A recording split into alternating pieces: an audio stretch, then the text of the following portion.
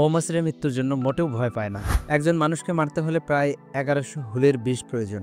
মানে ১ কেজি মধু সংগ্রহের জন্য ১১০০ মৌমাছির প্রায় ৯০,০০০ মাইল পথ ঘুরতে হয়, যা কিনা চাঁদের কক্ষপথের প্রায় ৩ গুণ। ফুলের হিসাব করলে দেখা যায় ১ কেজি মধু সংগ্রহের জন্য প্রায় ৪০ লক্ষ ফুলের পরাগরেণু স্পর্শ করতে হয়। সবকিছু ঠিক থাকলে ভালো মৌসুমে প্রায় ৫৫ কেজি মধু জমা হয়। এসব তথ্য থেকে আমরা বুঝতে পারি কর্মী মৌমাছিরা কি পরিমাণ পরিশ্রমী। অপরদিকে রানী মৌমাছি শুধু খায় আর ডিম পারে। রানী প্রতিদিন ১৫০০ থেকে ২০০০ ডিম দেয়। পুরুষ মৌমাছির স্বভাব বেশ অদ্ভুত। এরা জীবনেও কোনো কাজ করে না, এমনকি কর্মী মৌমাছিকে এদের খাবার পর্যন্ত মুখে তুলে দিতে হয়।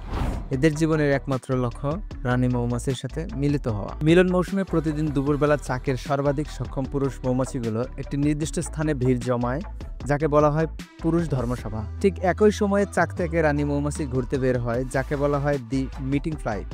রানী মৌমাছি হঠাৎ করে ঢুকে পড়ে পুরুষ ধর্মসভা এলাকায়। সে এসেই এক বিশেষ ধরনের গন্ধ ছড়িয়ে দেয়, যার ফলে শত শত পুরুষ মৌমাছি উত্তেজিত হয়ে পড়ে। এর পরপরে রানী মৌমাছি উড়ন্ত অবস্থায় পছন্দমতো পুরুষের সাথে মিলন করে। রানী মৌমাছি একবারে পর্যায়ক্রমে ১৮ থেকে ২০টা পুরুষ মৌমাছির সাথে মিলিত হতে পারে। অদ্ভুত ব্যাপার হলো, যৌন মিলনের সময় পুরুষ মৌমাছির অ্যান্ডোফেরাস বা যৌনাঙ্গ ভেঙে যায় এবং তখনই মারা যায় পুরুষ মৌমাছি। এজন্যই এ মিলনকে বলা হয় দি ড্রামাটিক সেক্সুয়াল সুসাইড। একটি মৌচাকে একটিমাত্র রানী স্ত্রী মৌমাছি থাকে। রানীকে কেন্দ্র করে মৌচাক গড়ে ওঠে।